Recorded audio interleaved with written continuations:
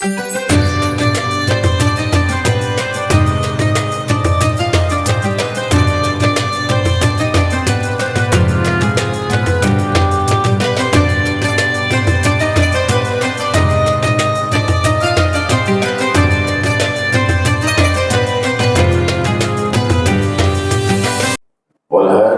صراطك المستقيم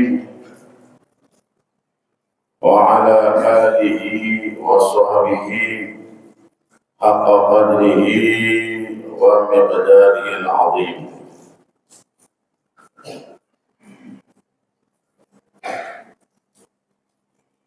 أما بعد فسبحانك لا علم لنا إلا ما علمتنا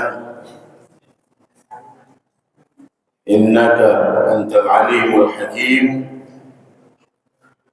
رب اشرح لي صدري ويسر لي أمري واحلل عقدة من لساني يفقهوا قولي وسدد لساني واهد قلبي بحق سيدنا محمد صلى الله عليه وسلم. Ma'asyiral hadirin wal hadirat rahimakumullah.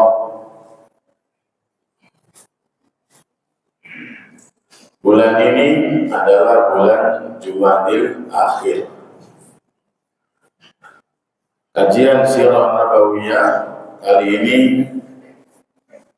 spesial dalam rangka kelahiran Sayyidatu Nisa'il Alamin. Sayyidatu Nisa'il Alamin, pemimpin wanita seluruh dunia. Dalam riwayat Sayyidatu Ahlil Jannah, pemimpin wanita dari orang-orang surga, yaitu putri Rasulullah Sallallahu Alaihi Wasallam, Fatimah Az-Zahra. Fatimah Az-Zahra, putri Rasulullah Sallallahu Alaihi Wasallam, nomor 4. Nomor 1 putri Rasulullah SAW Zainab. Putri Rasulullah yang kedua Ruqayyah. Putri Rasulullah yang ketiga Ummu Kulthum. Dan putri Rasulullah yang terakhir yaitu Fatimah Az-Zahra. Ini anak terakhir Rasulullah Sallallahu Alaihi Wasallam. Kita sering mendengar julukan beliau adalah Az-Zahra, Fatimah Az-Zahra. Az-Zahra artinya bunga, karena beliau adalah Zahratu Rasulullah Sallallahu Alaihi Wasallam. Beliau adalah bunganya Rasulullah Sallallahu Alaihi Wasallam. Rasulullah Sallallahu Alaihi Wasallam setiap memandang putrinya Fatimah ini, beliau merasa senang, sampai dijuluki Az-Zahra. Sebagaimana kita melihat bunga yang indah, kita merasa senang. Beliau juga dijuluki Al-Batul. Apa? Al-Batul. Al-Batul ini adalah wanita yang ahli ibadah, dikarenakan beliau ini tidak putus dalam ibadah. Berbeda dengan wanita biasa. Wanita biasa itu Rasulullah SAW sendiri mensifati hunna nakisatu dinin. Ketika di dalam ayat disebutkan ar-rijaluna qawwamuna 'alan nisa, laki-laki itu derajatnya di atas wanita. Di antaranya adalah disebabkan karena wanita itu nakisatu dinin,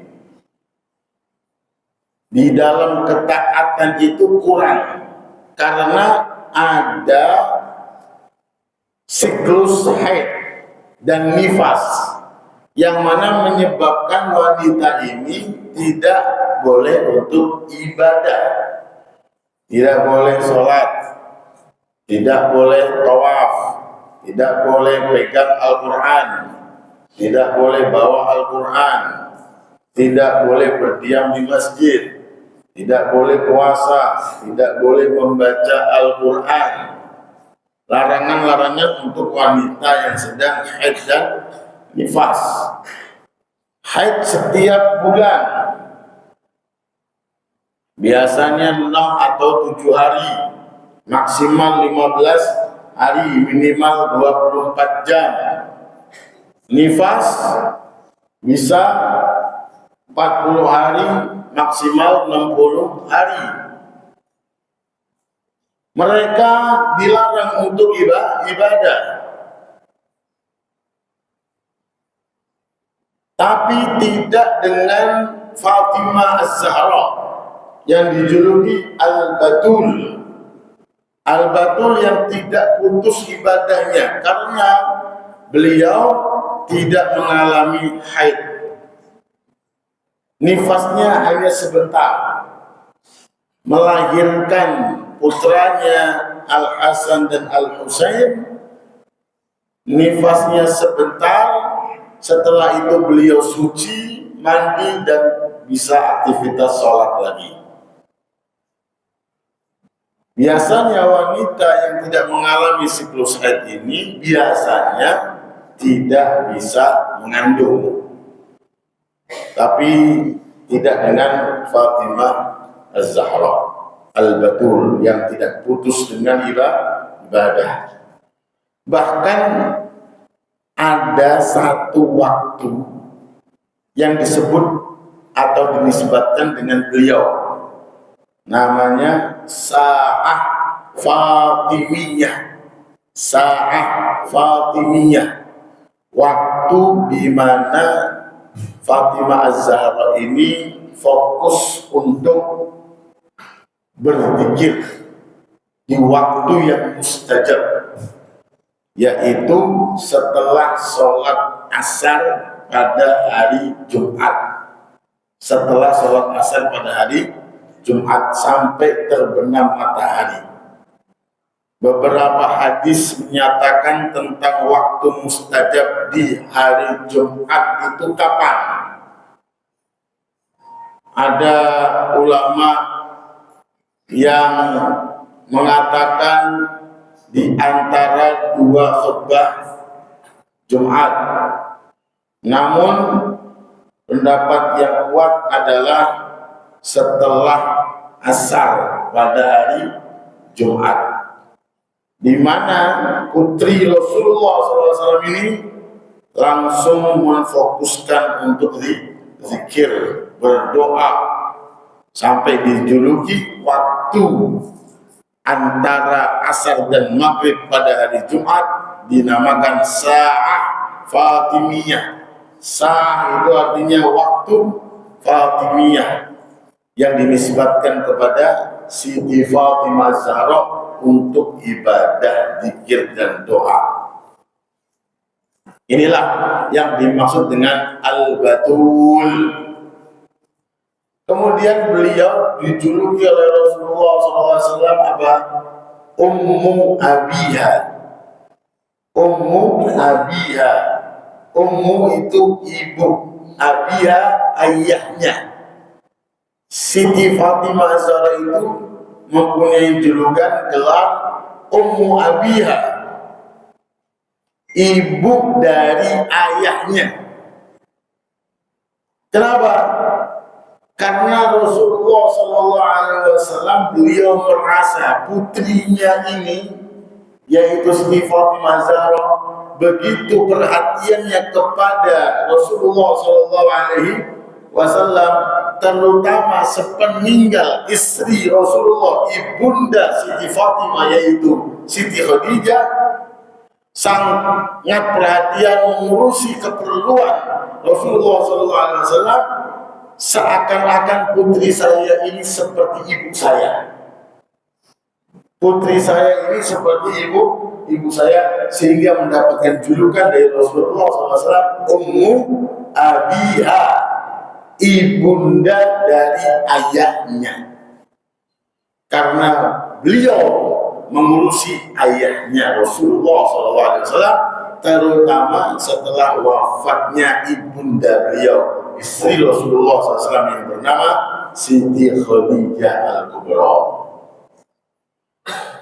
Az-Zahra, bunga Rasulullah SAW, Al-Batul, wanita yang tidak putus ibadah, yang selalu ibadah. Kemudian Ummu Abiha, ibu dari ayahnya. Beliau juga dijuluki Al-Mubarakah, wanita yang diberkahi. Beliau juga dijuluki Ar-Radiyah, yang ridho terhadap ketentuan Tuhannya. Dan dijuluki juga Az-Zakiyah, wanita yang suci. Beliau juga dijuluki Al-Mardiyah, yang diridhai oleh Allah Subhanahu wa Ta'ala.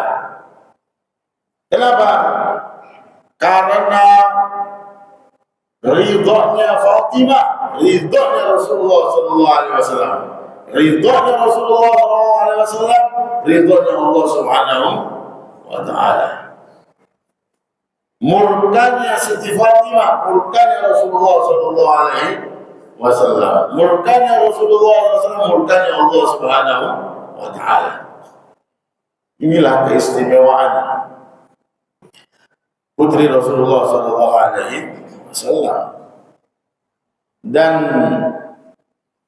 turun langsung ayat kepada beliau, kepada suaminya, kepada putranya Al-Hasan, dan kepada putranya Al-Husain, yaitu ayat innama yuridullahu liyudhiba ankumur ritsa ahlal baiti wa yutahhirakum tathhira.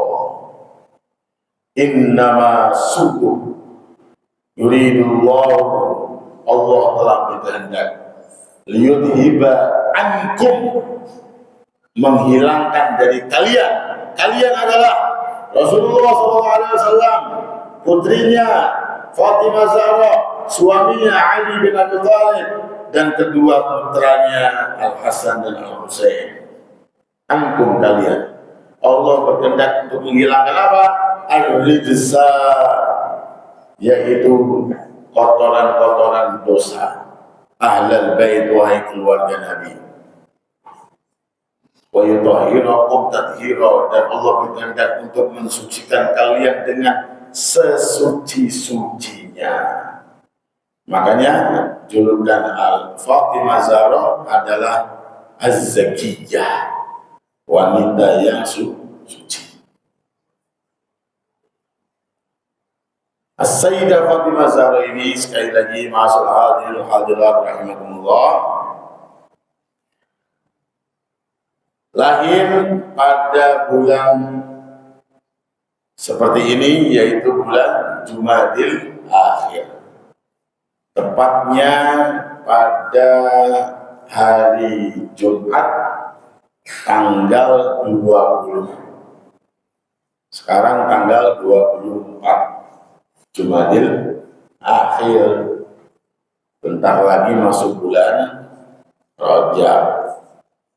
Kalau masuk bulan Rajab itu ibarat pintu gerbang menuju istana rumah Ramadan sudah terbuka. Aroma Ramadan sudah kecium. 20 Jumadil Akhir, kelahiran Fatimah Az-Zahra. 5 tahun sebelum diutusnya Nabi Muhammad Sallallahu Alaihi Wasallam.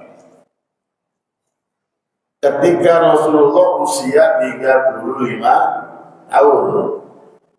Ketika Rasulullah berusia 35 tahun, lahir Fatimah Zahra bertepatan dengan renovasi total Ka'bah. Ka'bah yang mana sebelumnya rapuh karena kebakaran dan karena kebanjiran. Bangunannya rapuh, sudah tua. Makanya Ka'bah itu dijuluki, disifati dengan Al-Baitul Atiq. Al-Baitul Atiq, rumah kuno, rumah tua. Pertama kali rumah di atas muka bumi. Inna awwala baitin wudi'a lin-nasi lalladzi bi Bakkah mubarakan. Sesungguhnya rumah pertama di atas muka bumi ini adalah yang ada di Makkah, kata Allah, yang diberkahi oleh Allah Subhanahu wa Ta'ala. Bangunan yang direnovasi itu didirikan, dibangun pada masa Nabi Ibrahim beserta putranya Nabi Ismail. Tahu kan kisahnya Nabi Ibrahim pertama menikah dengan siapa? Siti Sarah. Siti Sarah. Sedikit cerita Nabi Ibrahim ini. Beliau adalah Abul Anbiya, bapaknya para nabi. Nabi Ibrahim dakwah bersama istrinya Siti Sarah, dakwah di Irak, kemudian dakwah di Turki. Ketika beliau pindah lagi dakwah di Mesir, dari Irak, Turki ke Mesir. Raja-raja Mesir itu memang dari dulu digelari Firaun. Tapi ingat, ini bukan Firaunnya Musa. Bukan Firaunnya Musa. Firaunnya Musa masih jauh. Ini lebih awal dari Firaunnya Musa. Kemudian Nabi Ibrahim yang dakwah bersama istrinya Siti Sarah di Mesir ini, istrinya terkena fitnah. Difitnah oleh kerajaan Firaun. Tapi ternyata tidak terbukti fitnah dan tuduhannya. Akhirnya Firaun saat itu minta maaf dan memberi hadiah untuk Ibrahim, yaitu seorang wanita putrinya Firaun itu, yaitu namanya Siti Hajar. Namanya Siti Hajar. Dihadiahkan untuk dijadikan pembantunya. Namun karena Nabi Ibrahim bersama Siti Sarah ini tidak mempunyai anak, akhirnya Siti Sarah menyarankan suaminya untuk menikah dengan Siti Hajar. Supaya apa? Mempunyai keturunan. Ketika kembali ke Palestina dari Irak, Turki, Mesir, kemudian ke Palestina, kemudian menetap di Palestina. Di Palestina lahir Nabi Ismail dari Siti Hajar. Lahir Nabi Ismail dari Siti Hajar, dan ini membuat cemburu Siti Sarah. Dikhawatirkan suaminya ini lebih condong kepada Siti Hajar karena mempunyai anak. Akhirnya Siti Sarah ini menyarankan supaya dibawa menjauh. Nabi Ibrahim suaminya suruh bawa Siti Hajar menjauh. Masih bawa anak bayi baru lahir, disuruh menjauh. Dan petunjuk Allah Subhanahu wa taala diperintahkan untuk dibawa ke suatu lembah yang dikelilingi gunung batu yang tandus, yaitu Mekah. Tidak ada pepohonan. Dibawa ke sana, kemudian ditinggal oleh Nabi Ibrahim. Nabi Ibrahim berdoa untuk tanah tersebut. Ternyata Allah Subhanahu wa taala memberikan mukjizat. Nabi Ismail ini setelah pasokan makanan dan air yang dititipkan oleh Nabi Ibrahim habis, Siti Hajar kesana kemari mencari air tidak ada, akhirnya muncul air, bahkan mata air sampai sekarang dari bawahnya Nabi Ismail. Dan Nabi Ibrahim mengunjungi dalam riwayat 4 kali saja. Mengunjungi Nabi Ismail dan Siti Hajar itu 4 kali. Setelah beliau balik ke Palestina, ke istrinya Siti Sarah, kemudian ziarah pertama kira-kira kapan? Peristiwa korban. Kira-kira Nabi Ismail usia 9 tahun. Usia 9 tahun. Usia 9 tahun Nabi Ibrahim nengokin. Kemudian ada turun wahyu. Saya tidak panjang lebar tentang cerita ini, yaitu kisah awal mula perintah korban. Kemudian Nabi Ibrahim kembali lagi ke Palestina. Balik lagi kunjungan yang kedua yaitu ketika Nabi Ismail bangun Ka'bah. Ini dia. Ketika Nabi Ismail bangun Ka'bah bersama ayahnya Nabi Ibrahim diperintahkan untuk bangun Ka'bah. Pos tempatnya sudah ada. Kemudian batu Hajar Aswadnya itu ketika banjir Nabi Nuh disimpan di Gunung Abu Qubais. Gunung Abu Qubais ini sekarang sebelahnya tempat sa'i udah hampir kayak rata, dibangun hotel kerajaan Saudi. Kemudian kunjungan yang ketiga yaitu ketika Siti Hajar meninggal dunia dan Nabi Ismail menikah. Kemudian kunjungan yang terakhir, kunjungan yang keempat, kata para ulama sejarah, ketika Nabi Ismail menikah untuk kedua kalinya, karena yang pertama diceraikan oleh Nabi Ismail karena wanitanya tidak soleha. Orang-orangnya dari mana itu menikah, dapat orang mana? Padahal tidak ada penduduk. Dari negeri Yaman, orang-orang suku Jurhum. Mereka ketika berpetualang atau berdagang ternyata mendapatkan suatu lembah, di situ ada air, yaitu air Zam-Zam. Nah, Nabi Ismail itu menikah dengan wanita dari negeri Yaman, dari suku Jurhum. Nah, lihatlah masyaallah hadirin hadirat rahimakumullah. Dari masa Nabi Ibrahim dan Nabi Ismail di rumah ribuan tahun umurnya. Belum ada besi itu. Belum ada besi. Rumah tua, dan saat itu Ka'bah itu pintunya 2. Ka'bah itu pintu masuk ada, pintu keluar ada, dan pintunya di bawah, nggak seperti sekarang.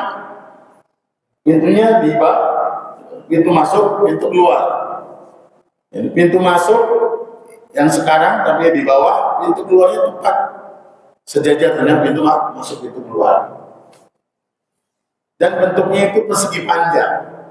Bentuknya segi panjang. Tidak ada yang hanya Hijr Ismail, itu tidak ada. Hijr Ismail tidak ada. Setelah Rasulullah SAW berusia 35 tahun belum diangkat menjadi Nabi dan Rasul, orang-orang Quraisy berinisiatif untuk renovasi total. Renovasi total, bongkar semuanya. Dan saat itu mereka ketakutan. Ini rumah keramat. Mereka banyak yang menyaksikan bagaimana keramatnya dijaga sama Allah Subhanahu wa taala, pemiliknya, Raja Abraha dari Yaman, karena tersaingi dengan Ka'bah, bangunannya yang ada di Yaman tersaingi, maka dia mau menghancurkan sampai minta gajah dari Afrika, karena Abraha asalnya dari Afrika, minta gajah yang besar untuk jadikan bulldozer hancurin Ka'bah. Dapat dikirim itu gajah besar untuk menghancurkan Ka'bah, namun sebelum memasuki tanah Arab, itu gajahnya nggak mau bergerak menuju Ka'bah, dan pasukan itu dihancurkan oleh Allah Subhanahu wa taala. Dan orang-orang Quraisy itu melihat Ka'bah dan sekitarnya penduduk udah kosong, semuanya udah kosong. Mereka semuanya mengungsi ke perbukitan, ke pegunungan, melihat bagaimana Abraham menghancurkan Ka'bah. Ternyata dijaga sama Allah Subhanahu wa taala. Maka mereka merasa takut mau menghancurkan Ka'bah, merasa takut. Akhirnya ada satu orang tua, tokohnya, dia mengatakan, kita ini menghancurkan Ka'bah bukan seperti Abraham. Abraham menghancurkan karena benci dengan Ka'bah, mau dihancurkan, mau dilelatakan. Namun kita menghancurkan Ka'bah ini buat renovasi, untuk memperbagus lagi. Akhirnya dia berani membawa palu besar, dipukulkan, dihancurkan itu satu temboknya, satu sisinya. Habis itu setelah hancur, pukulannya dia diam. Mereka semua diam semua. Kenapa diam? Lihat, ada hukuman apa enggak? Nah, jangan-jangan guru Babil datang lagi, ya kan? Ternyata enggak ada. Akhirnya mereka menghancurkannya, dan kemudian dikasih atap dari kayu. Dapat kayu dari mana? Kehendak Allah Subhanahu wa taala. Ada kapal bawa kayu, pesanannya Romawi. Bawa kayu, pesanannya Romawi. Kapal itu bersandar di Jeddah. Kapal itu bersandar di pantai Arab itu. Bawa kayu dan bawa arsiteknya, namanya Bakum, bawa arsitek di situ. Akhirnya kayu itu dibeli sama orang Arab Quraisy, kemudian arsiteknya sekalian disuruh melihat. Akhirnya Ka'bah yang tadinya awalnya tidak ada atapnya, kemudian dikasih atap, dan kayunya untuk atap dan untuk pintu, kemudian pintunya itu ditinggikan dan pintunya keluar ditutup jadi tembok. Pintunya dinaikkan. Kenapa dinaikkan? Karena Ka'bah itu dalamnya banyak benda-benda antik, barang-barang antik dari emas, dari perak, itu sering dicuri. Untuk menghindari pencurian maka ditinggikan. Jadi kalau mau masuk harus pakai tangga. Nah, itulah renovasi rumah Allah Subhanahu wa taala saat Nabi usia 35 tahun, bertepatan dengan kelahirannya Siti Fatimah Zahra. Maka para ulama ini mengkaitkan ini dua peristiwa ini, lahirnya Siti Fatimah dengan dibangunnya Ka'bah. Ka'bah ini adalah rumah Allah.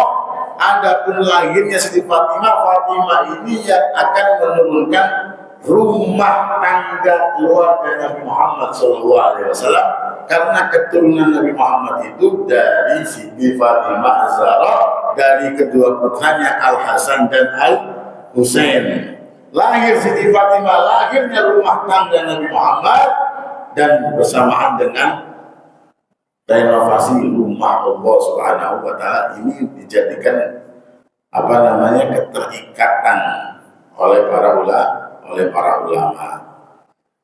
Ketika Rasulullah SAW mendapatkan wahyu, usia Siti Fatimah 5 tahun. Ketika Nabi Muhammad dakwah terang-terangan usia 43 tahun, Siti Fatimah usianya 8 tahun. Dan beliau Siti Fatimah selalu mendampingi ayahnya Rasulullah SAW ketika dakwah di Mekah. Nabi dicaci oleh orang Quraisy, di situ ada Siti Fatimah.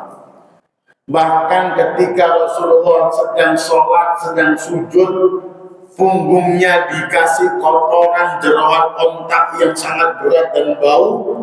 Yang menyingkirkan adalah tangan mungil, tangan kecil putrinya, yaitu Siti Fatimah Zahra, sambil menangis.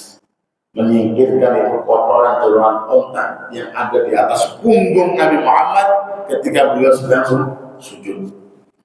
Jadi seakan-akan Siti Fatimah ini masa kecilnya menjadi pendamping, pengawal ayahnya ketika berdakwah yang penuh dengan cacian, penuh dengan tantangan. Hidupnya Siti Fatimah itu berjuang bersama ayahnya Rasulullah SAW.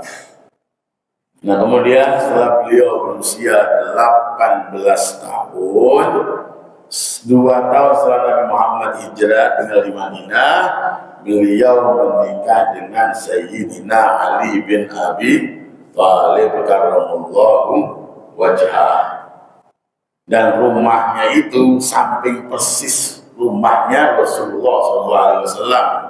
Jadi rumahnya Rasulullah, kamarnya Siti Aisyah, kemudian langsung nempel rumahnya Siti Fatimah bersama Sayyidina Ali. Sampingnya lagi rumah istrinya Rasulullah, Saudah. Jadi ketika Nabi di Madinah, istri Rasulullah 2, Siti Aisyah dan Siti Saudah. Rumah yang berdampingan dengan rumah Rasulullah adalah rumahnya Siti Fatimah dan Sayyidina Ali bin Abi Thalib. Di antara perjuangan Siti Fatimah di dalam peperangan yang dihadiri Rasulullah adalah perang Uhud yang sangat terkenal. Beliau menjadi perawat, mengobati orang yang terluka, terutama ayahnya Rasulullah SAW. Kemudian saya singkat langsung ketika Rasulullah SAW mau meninggal dunia. Rasulullah mau meninggal dunia, Rasulullah di kamarnya Siti Aisyah yang sekarang jadi makamnya nama Siti Aisyah, dirawat di rumahnya Siti Aisyah. Ketika dalam pangkuannya Siti Aisyah sakit mau meninggal dunia, Rasulullah memanggil Siti Fatimah Zahra. Dipanggil Siti Fatimah Zahra, dibisiki oleh Rasulullah SAW, suruh menunduk, dibisiki. Bisikan pertama, bangun lagi Siti Fatimah menangis. Kemudian ditarik lagi, ditekatkan kupingnya, telinganya, dibisiki oleh Rasulullah. Kemudian bangun, Siti Fatimah langsung tersenyum. Siti Aisyah yang ada di situ, yang memanggil Nabi Muhammad, mengatakan, alangkah cepatnya antara tangisan dengan senyuman. Barusan aja menangis, sekarang tersenyum. Alangkah cepatnya ini. Ada apa wahai putri Rasulullah SAW? Fatimah mengatakan, aku tidak akan membuka rahasia Rasulullah kecuali setelah Rasulullah meninggal. Begitu meninggal dunia, langsung ditanya lagi sama Siti Aisyah, wahai putri Rasulullah, ada apa gerangan waktu Rasulullah sakit mau meninggal dunia, antara tangisan dengan senyuman itu dekatnya? Iya, tangisan Rasulullah SAW ketika membisiki aku yang pertama, aku menangis karena Rasulullah mengatakan bahwasanya malaikat maut sudah datang dan aku memilih Ar-Rafiqul A'la, aku memilih Allah Subhanahu wa Ta'ala. Saya menangis. Kemudian bisikan yang kedua, saya tersenyum. Kenapa? Rasul mengatakan kepadaku, anti awal luhuqan min ahli baiti. Engkau wahai Siti Fatimah yang pertama kali menyusul aku, yang pertama kali menyusul aku dari keluarga. Tersenyum. Kenapa tersenyum? Karena tidak ada yang menyenangkan Siti Fatimah melainkan ayahnya. Bahkan setelah wafatnya Rasulullah SAW, beliau Sayyidah Fatimah Zahra yang selalu murah senyum seperti ayahnya, setelah wafatnya Nabi Muhammad SAW, kata suaminya Sayyidina Ali bin Abi Thalib, tidak pernah tersenyum lagi, tidak pernah terlihat senyum di wajah Fatimah Zahra setelah wafat ayahnya. Karena hidup sudah tidak indah lagi. Dan beliau terus berharap untuk berjumpa dengan ayahnya, menyusul ayahnya. Dan beliau sering sakit karena rindu terhadap Rasulullah SAW. Sehingga para ulama mengatakan ada 2 orang yang dia ini syahid rindu terhadap Rasulullah SAW. Jadi sakitnya itu karena menahan rindu, ingin berjumpa Rasulullah SAW. Apa obatnya rindu? Apa obatnya rindu? Bertemu. Obatnya rindu bertemu. 1, yaitu Abu Bakar As-Siddiq. Setelah meninggal Rasulullah, hidup tidak ada enaknya lagi. Beliau sering sakit, sehingga 2 tahun setelah wafatnya Rasulullah, Sayyidina Abu Bakar meninggal dunia. Sayyidina Abu Bakar meninggal dunia. Hanya 2 tahun saja memimpin. Begitu juga yang kedua, syahid rindu, yaitu Fatimah Az-Zahra. 6 bulan setelah wafatnya Rasulullah SAW, beliau meninggal dunia. Kemudian sesaat sebelum meninggal dunia, beliau wafat tanggal 2 Ramadan, hari Senin, tanggal 2 Ramadan, hari Senin, 6 bulan setelah wafat Nabi Muhammad SAW, yaitu tahun 11 Hijriah. Tahun 11 Hijriah, 2 Ramadan tahun 11 Hijriah pada hari Senin. Ketika beliau sakit mau wafat meninggal dunia, beliau mengatakan kepada Siti Asma binti Umais. Siti Asma binti Umais ini, beliau adalah dijuluki dengan apa? Wanita yang hijrah 2 kali, hijrah ke Ethiopia dan juga hijrah ke Madinah. Beliau adalah istrinya Ja'far bin Abi Thalib. Beliau adalah saudaranya Ali bin Abi Thalib. Istrinya Ja'far bin Abi Thalib. Ja'far ini syahid di perang Mu'tah. Syahid di perang Mu'tah. Tangannya terputus 2-duanya. Sehingga Rasulullah melihat digantikan dengan sayap terbang di surga, dijuluki Ja'far At-Tayyar. Ja'far yang terbang. Setelah wafatnya Ja'far bin Abi Thalib, Asma binti Umais dinikah sama Sayyidina Abu Bakar Siddiq.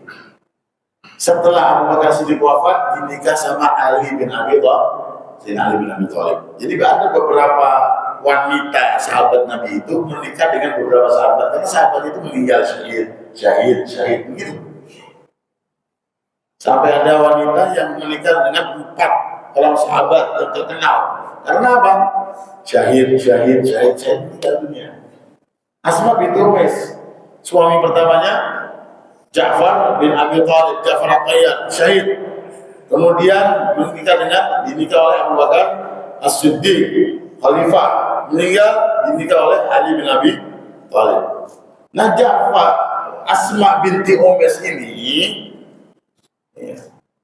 Asma binti Umais ini dulu pernah hijrah di Ethiopia sama suaminya Ja'far bin Abi Thalib. Hijrah pertama kaum muslimin. Siti Fatimah mengatakan kepada Asma binti Umais, "Wahai Asma, orang itu kalau meninggal dunia itu kan kasih dibungkus kain kafan, ya kan? Saya pesan sama kamu, saya ini kalau dibungkus kain kafan, saya malu. karena lekuk tubuh saya kelihatan. Kan nggak ada kan kain kafan yang gombrong, ada nggak kan? Gombrong nggak ada kan? Kafan itu kan dia dibungkus, di apa namanya, dipres, otomatis kan lekuk tubuh kelihatan. Siti Fatimah ini adalah wanita pemalu, begitu pemalunya sampai dia ini malu kalau ketika meninggal dunia lekuk tubuhnya itu kelihatan. Maka beliau sedih, ngomong sama si Asma, Asma bagaimana ini? Kamu ada solusi apa enggak? Saya pesan kepada kamu, tolong berikan solusi. Kata Siti Asma binti Umayyah, wahai putri Rasulullah, saya kan dulu lama tinggal di Ethiopia, di Habasyah. Di sana itu kalau orang Nasrani meninggal dunia itu ditutup dengan peti setengah lingkaran, ditutup dengan peti setengah lingkaran sehingga tidak terlihat itu jasad. Siti Fatimah gila, senang dengan itu. Kalau begitu, wahai Asma, saya wasiat kepada kamu, saya pesan kepada kamu, kalau saya meninggal tolong tutup jasad saya dengan itu, dengan penutup setengah lingkaran. Akhirnya diamalkan, dan inilah pertama kali jenazah ditutup dengan penutup setengah lingkaran. Namanya apa? Apa kata? Keranda. Ya, ditutup setengah lingkaran. Coba kalau jamaah lihat di orang meninggal dunia disolati di Saudi, di Mekah, Madinah, ditutup apa kan? Enggak kan? Enggak ditutup. Karena di zaman Rasulullah seperti itu. Jadi pertama kali yang menggunakan dalam Islam yang pertama kali menggunakan penutup itu adalah Siti Fatimah. Karena apa? Merasa malu lekuk tubuhnya dilihat oleh orang lain. Jadi itu sunnahnya putri Rasulullah Sallallahu Alaihi Wasallam. Aslinya mah nggak ada.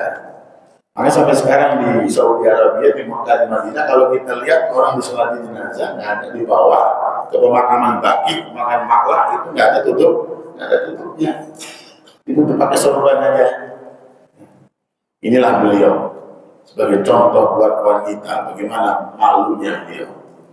Dan ada pun keunggulan beliau, keistimewaan beliau nanti di padang mahsyar. Rasulullah SAW menceritakan tentang putrinya nanti kelak di hari kiamat. Nanti ketika orang kumpul di padang mahsyar, kemudian terakhir mau melewati sirat, masuk surga atau menyemplung ke neraka, ada panggilan dari arsy Allah Subhanahu wa taala kepada semua manusia. Ada panggilan dari arsy Allah Subhanahu wa taala mengatakan, "Ghuddu absarakum wa naqisu ru'usakum fa inna Fatimah binta Muhammad satamur al-sirat wa tadkhulul jannah." Wahai ahli mauqif, wahai semua manusia, tundukkan kepala kalian dan pejamkan mata kalian, karena Fatimah putri Rasulullah SAW akan melewati sirat dan akan masuk surga. Ini penghormatan dari Allah Subhanahu wa taala dikarenakan beliau saking malunya.